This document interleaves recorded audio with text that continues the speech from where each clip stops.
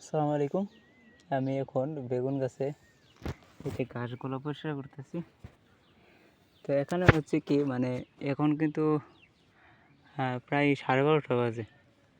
দেখেন অবস্থা, উপরের অবস্থা মানে রোদ মাটিতে লাগতেছে না, ঠিক আছে।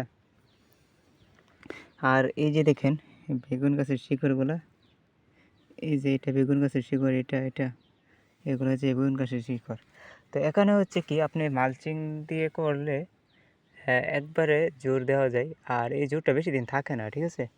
পরবর্তীতে পর্যায়ক্রমে অনেক শক্তি দিতে হয়।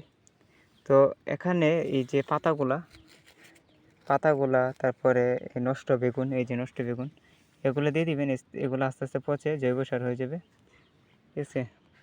তখন গাছের শক্তি থাকবে। দেখেন আমার গাছের গ্রোথ মাশাআল্লাহ অনেক ভালো। আর এখন করা